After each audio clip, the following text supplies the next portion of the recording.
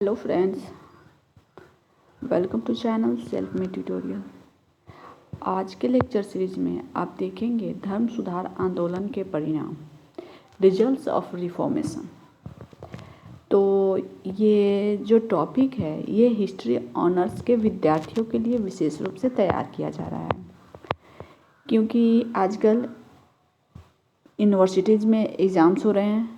तो वहीं उन बच्चों का जो हिस्ट्री ऑनर्स में यूरोपियन और इंग्लैंड का हिस्ट्री है, या ये कहें कि राइजेज ऑफ मॉडर्न वेस्ट करके जो एक पेपर है, उससे ये टॉपिक लिया गया है।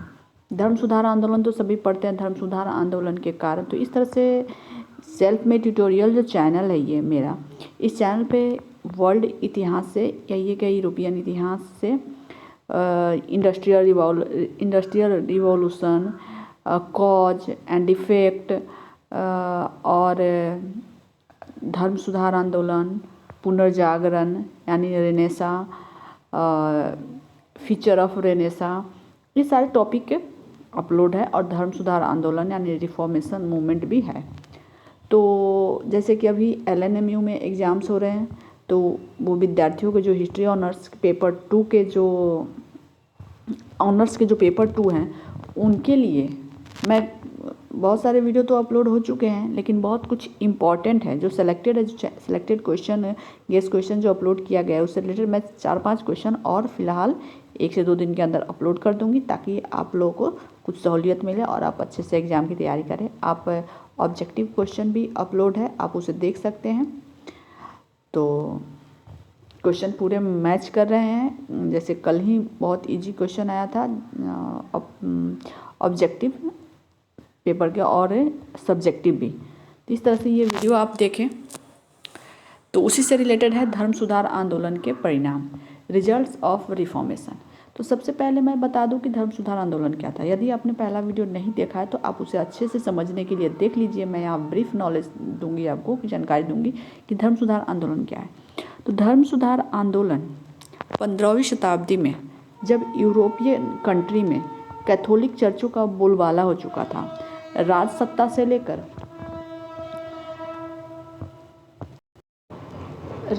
से लेकर राजनीतिक मामले, धार्मिक मामले, सामाजिक मामले, सब पर चर्च का बोलबाला था। तो जिस चर्च को आम जनता या प्रजा के लिए धर्म का संस्थान माना जाता है, वहाँ के पादरी जो थे धार्मिक व्यक्ति समझे जाते थे। अब उनका जो पावर जो है, उनकी शक्ति जो है काफ़ी बढ़ चुकी थी। इस तरह से वो धार्मिक न होकर वो सांसारिक जीवन जी रहे थे।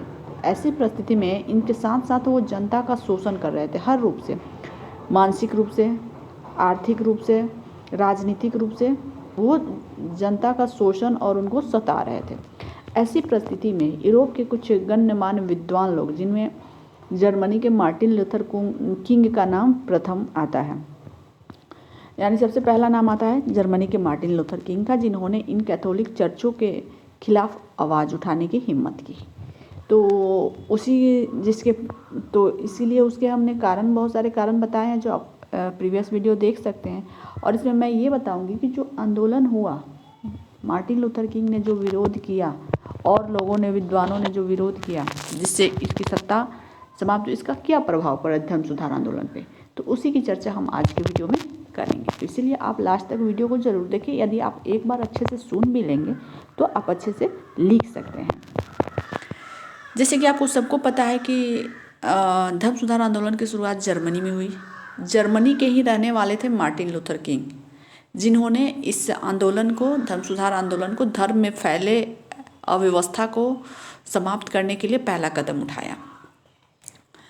चर्च जो था, क्योंकि उस समय चर्च जो था विलासिता यानी ऐशो आराम का एक जगह बन चुका था, जिसका विरोध मार्टिन लूथर किंग ने किया। धीरे धीरे इंग्लैंड में भी सुधार आंदोलन को बढ़ावा मिला और इस तरह धर्म सुधार आंदोलन पूरे यूरोप में फैल गया। धर्म सुधार आंदोलन के फलस्वरूप एक नया वर्ग, प्रोटेस्टेंट धर्म का उदय हुआ। यानी कि जैसे एक कैथोलिक धर्म हुआ, चर्च और ईसा मसीह के नीतियों को मानने वाले, उस धर्म को मानने वाले कैथोलिक कहलाते थे। तो वो एक पारंपरिक यानी ट्रेडिशनल रिलीजन था। और जब उसमें सुधार हुआ तो उसी से एक अलग वर्ग बन गया, एक अलग क्लास बन गया। वो भी चर्च के ही मानने वाले थे, लेकिन वो उनका रिफॉर्मेटिव फॉर्म था, यानी कि प्रोटेस्टेंट धर्म। ओके, तो वहीं यूरोप के कुछ देश जो है प्रोटेस्टेंट धर्म को अपना लिए और कुछ आज भी कैथोलिक धर्म को मानते हैं। तो इस प्रकार धर्म सुधार आंदोलन के परिणाम की चर्चा हम आगे करेंगे।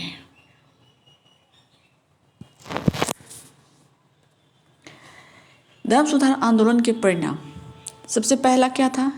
ईसाई चर्च की एकता समाप्त हो गई। प्रोटेस्टेंट धर्म स्थापित हुआ। इसके अंतर्गत अनेक संप्रदाय, लूथरवाद, काल्विनवाद, एंग्लिकन चर्च आदि स्थापित हुए। अब देखिए ये क्या है, जिन लोगों ने, जैसे प्रोटेस्टेंट धर्म के सब मानने वाले हैं, जैसे लूथरवाद, ये जर्मनी में जो एक नया चर्च स्थापित हुआ वो कहा गया कि ये लूथरवाद से प्रभावित है। काल्विनवाद स्विट्जरलैंड, एंग्लिकन चर्च इंग्लैंड, इस तरह से अलग अलग नामों से अलग अलग संप्रदायों का विकास हुआ, लेकिन वो थे ईसाई धर्म के मानने वाले हैं, लेकिन उनका रिफॉर्मेटिव रूप था। जैसे 2 नंबर में बात करेंगे कि किस तरह से धार्मिक कट्टरता तथा अत्याचार में यूरोप में वृद्धि हुई।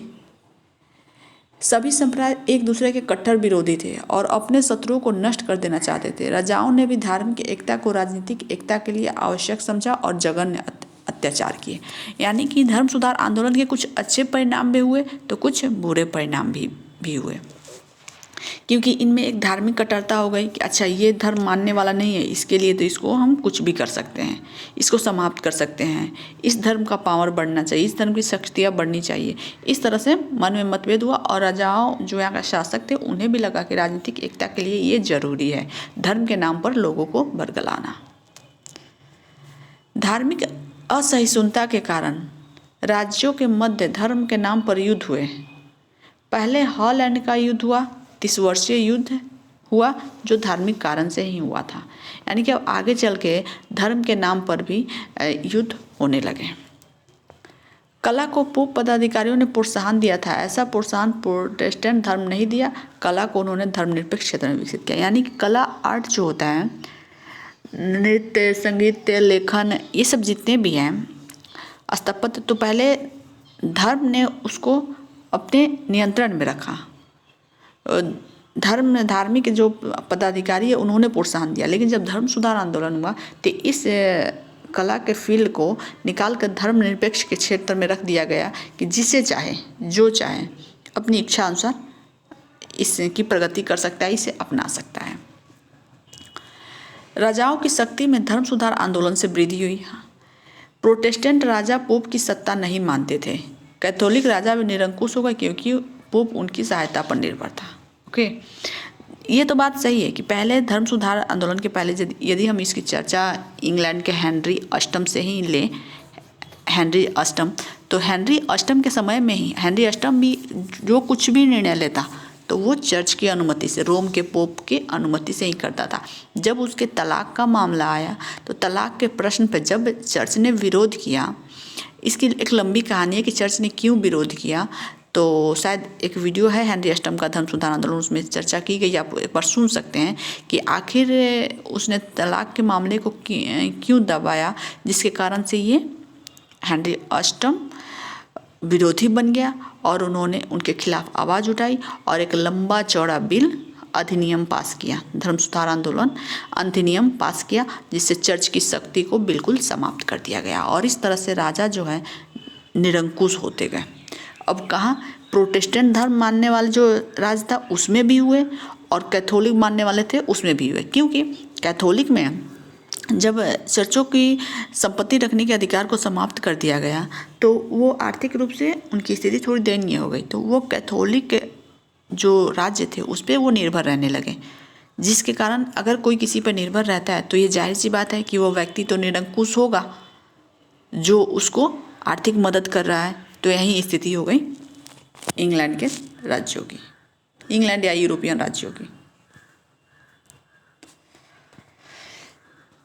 छठा टॉपिक जो है उसमें है राष्ट्रीय भावना अधिक सुदृढ़ हुई। कैथोलिक राजाओं ने यद्यपि पोप का समर्थन किया किंतु राष्ट्रीय हित को उन्होंने अधिक महत्व प्रदान किया था।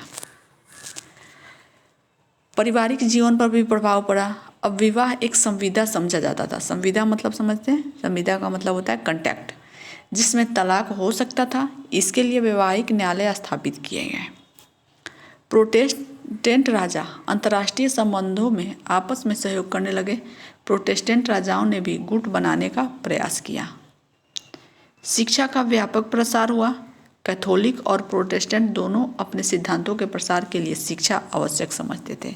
यानी कि धर्म सुधार आंदोलन के तहत शिक्षा का भी व्यापक प्रचार प्रसार हुआ।